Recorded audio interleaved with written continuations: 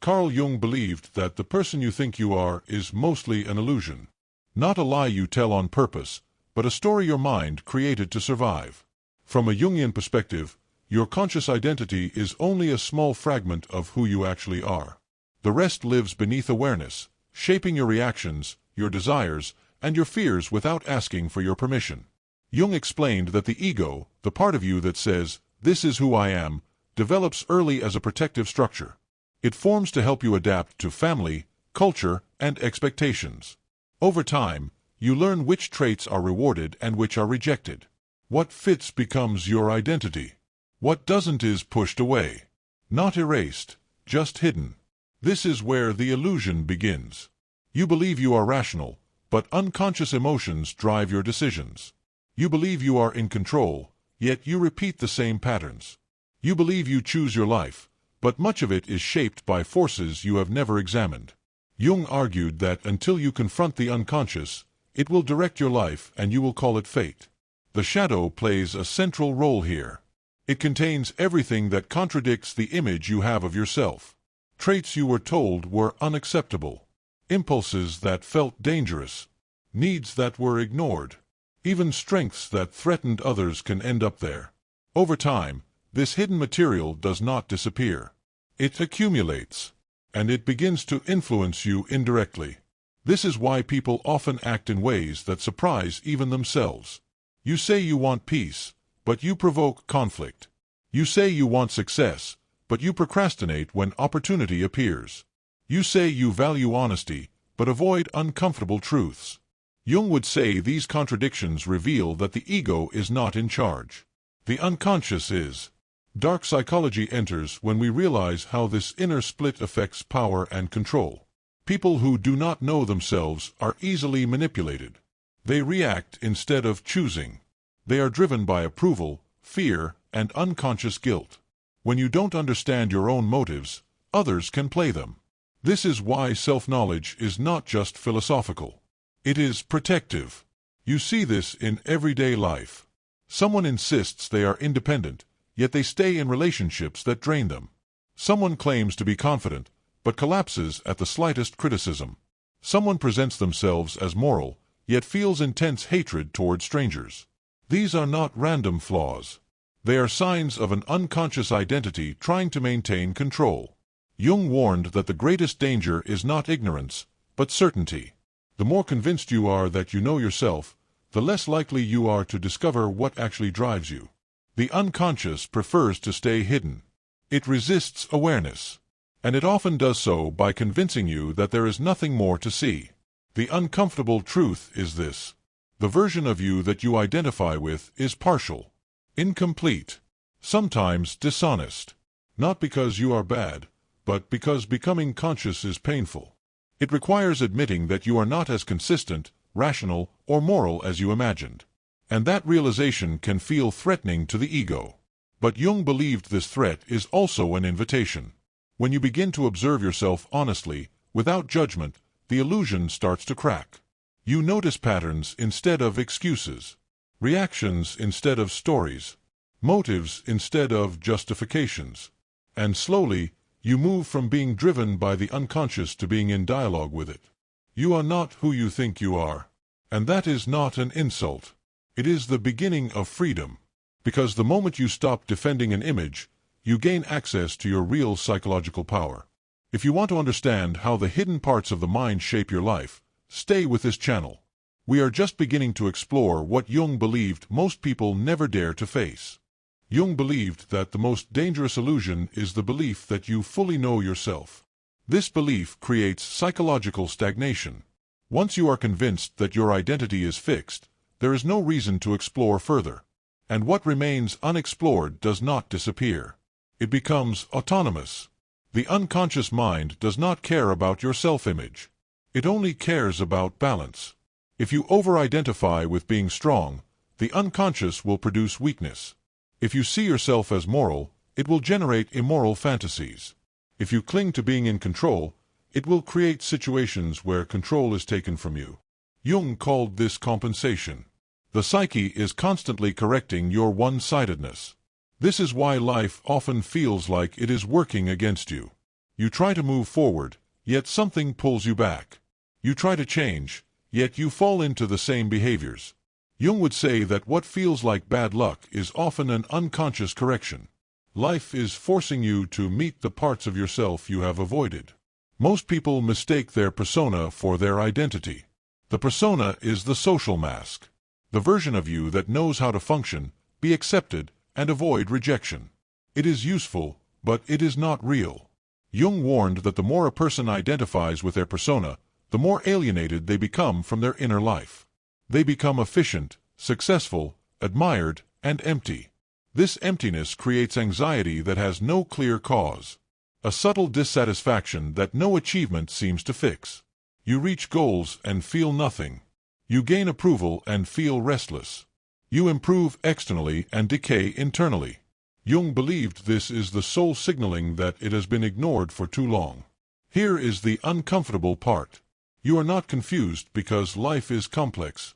You are confused because parts of you are in conflict. One part wants safety. Another wants expansion. One wants approval. Another wants authenticity. When these parts are unconscious, they fight through your behavior. When they are conscious, they can negotiate. Dark psychology emerges when people try to silence this inner conflict instead of understanding it. They numb themselves with stimulation. They distract themselves with productivity. They cling to rigid beliefs. Anything to avoid introspection. But avoidance only strengthens the unconscious. What you refuse to look at grows stronger in the dark. You can see this clearly in moments when your reaction is stronger than the situation deserves. A small criticism feels like an attack. A minor rejection feels devastating. A simple disagreement feels threatening. Jung would say these reactions are not about the present moment. They are echoes of something unresolved within you. This is why self-awareness is destabilizing at first. When you begin to observe yourself honestly, the ego feels exposed. The story you told yourself starts to break down. You realize that many of your choices were not conscious choices at all. They were adaptations, coping strategies, survival mechanisms that once protected you, but now limit you. Jung believed that maturity begins when you stop asking, "Who am I supposed to be?" and start asking, "What am I actually doing?" Not what you intend, not what you believe, but what your actions repeatedly reveal. Patterns never lie. They are the language of the unconscious. You are not who you think you are. You are who your patterns say you are. This realization is unsettling because it removes comforting illusions. But it also gives you something rare. Leverage. Once you see the forces that shape you, they lose some of their power. Awareness does not eliminate the unconscious, but it transforms your relationship with it. Jung believed that the goal of life is not perfection, but integration. Becoming whole instead of becoming ideal. Wholeness includes contradictions. It includes light and dark, strength and vulnerability, control and surrender. The moment you stop trying to be only one thing, you begin to become real. If this makes you uncomfortable, that discomfort is meaningful. It suggests that something true is being touched. Most people spend their lives defending an image. Very few dare to dismantle it. If you want to continue exploring the ideas that reveal what actually drives human behavior, stay with this channel. This is only the surface of what Jung believed you were never taught to see. Jung believed that the reason this truth is so difficult to accept is because identity feels like safety. Knowing who you are gives the illusion of control. The ego prefers a flawed certainty over an honest unknown. But the psyche does not evolve through comfort. It evolves through confrontation. The unconscious constantly sends signals to correct the ego's rigidity. Dreams, fantasies, intrusive thoughts, irrational fears, sudden desires. Most people dismiss these as noise. Jung treated them as messages. When ignored, they intensify. When misunderstood, they distort behavior. When faced consciously, they become guidance. This is why people often feel divided against themselves. One part wants change. Another resists it. One part desires truth. Another fears it. Jung argued that this inner split is not a mistake. It is evidence of psychological depth. But when the split is unconscious, it produces confusion and suffering. When it becomes conscious, it produces growth. Modern culture encourages identification, not exploration. Labels replace inquiry. Roles replace self-observation. People are taught to define themselves quickly and defend that definition aggressively. Jung warned that this creates shallow personalities with rigid egos and powerful unconscious forces. The less flexible the conscious identity, the more extreme the unconscious compensation. This is why people who appear most certain are often the most fragile. Their certainty is a defense against inner chaos. Any challenge feels like a threat to existence itself. They are not protecting an idea. They are protecting a structure that holds them together. In everyday life, this shows up in resistance to feedback. You hear something true but feel offended instead of curious. You encounter a perspective that contradicts yours and feel attacked instead of interested. Jung would say the ego is defending its territory. Not because it is right, but because it is afraid of dissolution. The unconscious does not want to destroy you. It wants to complete you. But it will do so violently if necessary. Jung believed that neurosis is often the result of a life not lived authentically. The psyche creates symptoms when the individual refuses to listen. Anxiety becomes a signal. Depression becomes a withdrawal of energy. Obsession becomes a fixation on what has been neglected. Most people try to eliminate symptoms without understanding their meaning. They ask how to feel better instead of asking what the psyche is trying to say. Jung saw this as treating the surface while ignoring the source. Relief without insight only delays the confrontation. You are not who you think you are because your self-image was shaped by adaptation, not truth. As a child, you learned what brought love, safety, and approval. You adjusted accordingly. Parts of you were welcomed. Others were rejected. Over time, the accepted parts became you. The rejected parts became not you. But nothing in the psyche truly disappears. Those rejected parts do not die. They wait. They wait in your reactions. They wait in your relationships. They wait in moments of failure and moments of success. They emerge when the ego is tired, stressed, or distracted. And when they emerge, they feel foreign, even frightening. You say, "That's not me." Jung would say, "That is exactly you." The goal is not to dissolve the ego. The goal is to relativize it. To understand that it is a tool, not the ruler. When the ego listens instead of dominates, the psyche becomes cooperative rather than hostile. Life feels less like resistance and more like dialogue.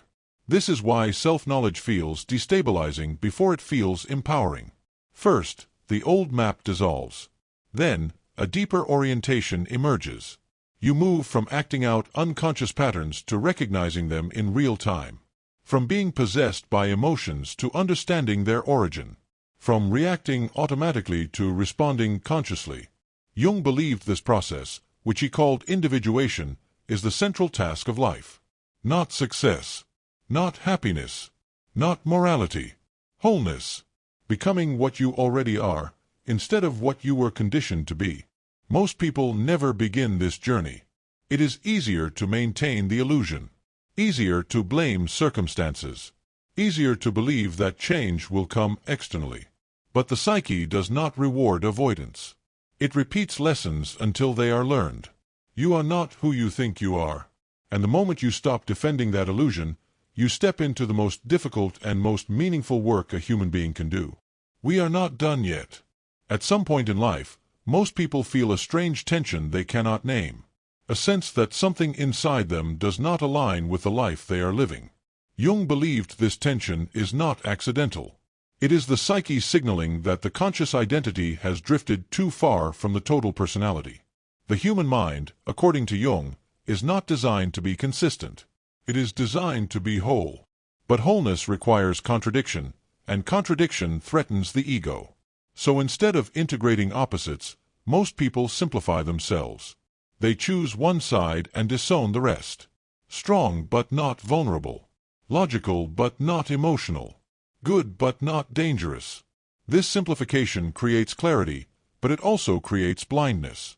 What you call my personality is often just the part of you that learned how to function without being rejected. Everything else was negotiated away. The child learns very quickly what traits bring connection and what traits bring punishment or withdrawal. Over time, these lessons sink below awareness. You stop remembering that you adapted. You start believing that you simply are this way. Jung believed this forgetting is the root of psychological suffering, because what you disown does not disappear. It becomes unconscious, and from there, it seeks expression. Not directly, but symbolically. Not openly, but through behavior you don't fully understand. This is why people sabotage the very things they consciously desire. The unconscious is not aligned with the ego's plans. Another way this illusion shows itself is through projection. Jung described projection as the unconscious act of seeing your own denied traits in others. The qualities you most intensely admire or despise are often the ones you have not integrated. You fall in love with people who embody what you repress. You hate people who reflect what you refuse to see. This is not coincidence. It is psychological necessity. The mind cannot ignore parts of itself forever. If you will not carry them consciously, you will encounter them externally. This is why certain people trigger you instantly. Not because they are powerful, but because they touch something unresolved inside you. Jung believed every strong emotional reaction is an invitation to self-knowledge. Most people decline this invitation. Instead of asking, "What part of me is being activated?" they ask, "What is wrong with them?" This keeps the illusion intact. The ego remains innocent. The world becomes hostile. And the unconscious continues to rule from behind the scenes. Another layer Jung emphasized is the danger of moral self-identification. When you define yourself as a good person, you unconsciously push immoral impulses into the shadow.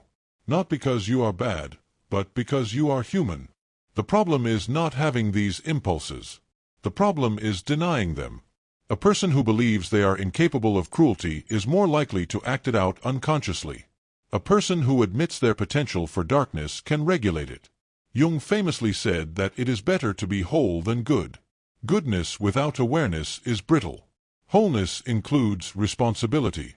In practical terms, this explains why people often feel shocked by their own behavior under stress. They say things they didn't mean. They act in ways that feel foreign afterward. Jung would say these moments reveal the truth of the personality, not an exception to it. The ego relaxes, and the unconscious steps forward. This is deeply unsettling because it challenges the idea of a stable self. But Jung did not believe the self is static. He believed it is a process, a dialogue between conscious intention and unconscious reality. When this dialogue is broken, the unconscious monologues through symptoms. The more rigid your self-image, the more forcefully life will challenge it. Jung observed that people often encounter repeated failures, conflicts, or losses until they are forced to abandon who they thought they were. What feels like punishment is often correction. Life is pushing the psyche toward balance. You are not who you think you are because who you think you are was never the whole picture. It was a fragment elevated to authority. And fragments cannot rule without consequences. Real transformation begins not with changing behavior, but with changing your relationship to yourself. Watching instead of identifying. Questioning instead of defending. Listening instead of suppressing. This does not make life easier immediately. It makes it honest. Jung believed that the greatest privilege of being human is the ability to become conscious of what previously controlled us. But this privilege comes with a cost. You must give up the comfort of simple identities. You must tolerate ambiguity. You must accept that you are capable of more, both light and dark, than you were taught to believe. Most people would rather remain familiar than become real. And that is why Jung said that the greatest journey is not outward, but inward. There is a moment, often quiet and easily ignored, when a person realizes that their life feels strangely mechanical. Days repeat. Reactions repeat. Relationships follow familiar arcs. Jung believed this mechanical quality is a sign that the ego has taken over without dialogue from the deeper psyche. Life becomes efficient, but not meaningful. The unconscious does not rebel immediately. At first, it whispers. A sense of boredom without reason. A restlessness that appears even when things are going well. a feeling that something essential is missing, though nothing obvious is wrong. Jung described this as the soul withdrawing its energy, not to punish, but to redirect. When these signals are ignored, the psyche escalates. The whisper becomes anxiety. The boredom becomes emptiness. The restlessness becomes destructive impulses. People often interpret this as a personal failure or a chemical imbalance. Jung saw it differently. He believed these experiences are often the psyche demanding a more truthful relationship with itself. One of the most uncomfortable insights Jung offered is that suffering is not always a problem to be solved. Sometimes it is information. The psyche communicates through discomfort because comfort keeps the ego asleep. When life becomes too aligned with a false identity, the unconscious creates friction. This is why sudden crises often trigger profound change. A breakup, a failure, a loss of status, an illness. Jung noticed that these moments strip away the persona. The roles fall apart. The identity no longer functions. And in that collapse, a deeper question emerges. If I am not who I thought I was, then who am I? Most people rush to rebuild the same structure with minor adjustments. They seek another role, another label, another explanation. Jung believed this is a missed opportunity. The breakdown was not random. It was an opening, a chance to encounter the self beneath adaptation. The difficulty is that the unconscious does not speak the language of logic. It speaks in symbols, emotions, fantasies, and images. This is why people feel confused during periods of inner change. The old map no longer works, but the new one has not yet formed. Jung called this the liminal space, a psychological in-between. The ego hates this space. It wants answers, definitions, certainty. But the psyche requires patience. If you rush to closure, you return to illusion. If you tolerate not knowing, something deeper begins to organize itself. Jung believed that many of the identities people cling to are defenses against this uncertainty. Political identities, moral identities, professional identities, even spiritual identities can become shields. They provide meaning without requiring self-confrontation. But meaning that is borrowed cannot sustain the soul. You are not who you think you are because much of what you think you are was inherited, not discovered. Values absorbed without reflection. Beliefs adopted for belonging. Behaviors learned for survival. None of this is wrong. But none of it is the self. The self, in Jungian terms, is not the ego. It is the totality of the psyche.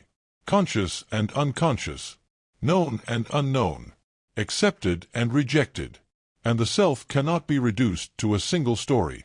This is why people feel strangely liberated when they stop trying to fully define themselves. When they allow contradictions to exist. When they admit uncertainty. Jung believed that psychological health is not coherence, but integration.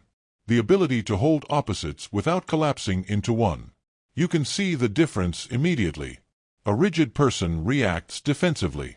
An integrated person responds thoughtfully. A rigid person needs to be right. An integrated person needs to understand. A rigid person protects an image. An integrated person observes reality. The tragedy, Jung believed, is that society rewards rigidity. It rewards clarity, confidence, and predictability. It does not reward depth. Depth takes time. Depth creates pauses. Depth raises uncomfortable questions. So most people sacrifice depth for acceptance. But the psyche keeps the score. No matter how well you perform, no matter how convincing your identity becomes, the unconscious continues to push for balance. It does not care about your image. It cares about your wholeness. And it will use whatever means necessary to restore it. You are not who you think you are. You are who you have not yet dared to face. And until that encounter happens consciously, it will happen unconsciously, through repetition, conflict, and inner tension. The question is not whether you will meet the deeper parts of yourself. The question is how. Few people realize that their strongest opinions often conceal their weakest awareness. Jung observed that wherever there is excessive certainty, something unconscious is compensating underneath. The louder the conviction, the deeper the doubt that has not been examined. This is why people defend their identities so aggressively. They are not protecting truth. They are protecting stability. The ego fears dissolution more than error. Being wrong can be corrected. Losing a sense of self feels like psychological death. So the mind resists self-questioning, even when life itself is demanding it. Jung believed that most internal conflict comes from living too long in one psychological attitude. You become identified with thinking and neglect feeling. Or you become emotional and neglect reflection. You become productive and neglect meaning. Each one-sidedness creates imbalance. And the unconscious responds by forcing the neglected function into your life, often in disruptive ways. This is why people who suppress emotion experience sudden emotional floods. Why people who avoid introspection fall into compulsive behaviors. Why people who deny vulnerability experience inexplicable anxiety. The psyche always seeks equilibrium. When consciousness refuses to cooperate, the unconscious intervenes. Another reason you are not who you think you are is because much of your behavior is driven by unconscious loyalty. Loyalty to family roles. Loyalty to childhood narratives. Loyalty to unspoken expectations. Jung noticed that people often sabotage their own growth out of unconscious allegiance to who they were required to be. You may believe you are afraid of failure, but unconsciously fear surpassing those around you. You may believe you fear abandonment, but unconsciously fear independence. These fears do not announce themselves honestly. They disguise themselves as rational concerns, moral principles, or practical limitations. The unconscious is clever. It does not block you directly. It redirects you subtly. It creates distractions. It produces doubts at critical moments. It generates emotional reactions that feel justified but are strategically timed. Jung emphasized that the psyche is not chaotic. It is purposeful, even when destructive. This is deeply unsettling, because it means that many of your struggles are not accidents. They are expressions of inner conflict. When a person says they want change but behaves in ways that prevent it, Jung would not accuse them of weakness. He would say they are divided. Division is not failure. Unconscious division is. The moment you become aware of opposing forces within you, a shift occurs. You stop moralizing your behavior and start understanding it. You stop asking why you are broken and start asking what part of you is being ignored. This shift alone reduces suffering. Not because problems vanish, but because confusion decreases. Jung believed that clarity is more powerful than control. Control creates tension. Clarity creates choice. When unconscious motives are brought into awareness, they lose their compulsive quality. You may still feel fear, desire, or anger, but they no longer hijack your behavior automatically. This is why self-awareness feels threatening to the ego but relieving to the psyche. The ego loses its monopoly. The psyche gains coherence. Life feels less like a battle and more like navigation. However, Jung warned that this process cannot be rushed. Trying to fix yourself quickly often strengthens resistance. The unconscious opens slowly, when it feels seen rather than attacked. Curiosity works better than judgment. Observation works better than force. You are not who you think you are because who you think you are was shaped by necessity, not by truth. But truth is not revealed all at once. It unfolds through attention, through patience, through the willingness to stay with discomfort without immediately explaining it away. Most people live their entire lives inside a narrow psychological corridor. Safe, familiar, predictable. Jung believed that stepping outside this corridor feels like losing yourself. But in reality, it is the first step toward finding yourself. And the deeper you go, the clearer one thing becomes. The self you defended so fiercely was never the whole story. It was only the beginning. Most people assume that consciousness is the driver of the mind, but Jung believed the opposite is usually true. Consciousness is more like a spokesperson. It explains decisions after they have already been made elsewhere.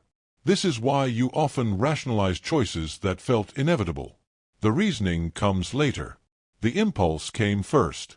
This illusion of authorship is comforting. It allows you to believe you are consistent, intentional, and unified. But Jung argued that the psyche is plural. You are not one voice. You are a dialogue of many tendencies, some aligned, some conflicting. The ego simply narrates whichever voice won in that moment. When people say, "I don't know why I did that," Jung took them seriously. He believed this statement is often literally true. The ego was not consulted. Another part of the psyche acted. And because modern culture teaches people to identify only with the ego, these moments feel alien, even shameful. The danger is not having unconscious parts. The danger is pretending you don't. When the ego refuses to acknowledge its limits, the unconscious compensates by asserting itself through repetition. The same argument with different people. The same emotional cycle in different situations. The same disappointment wearing different disguises. Jung believed repetition is the psyche's way of demanding recognition. You think you are unlucky.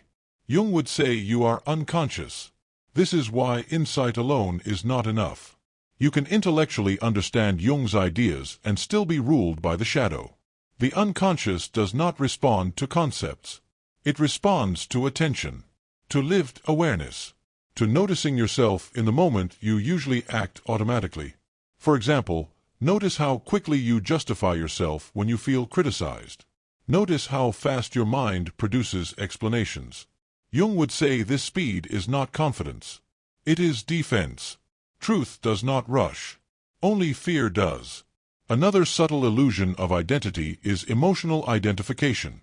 People say, "I am an anxious person," or "I am an angry person," as if emotions were permanent traits.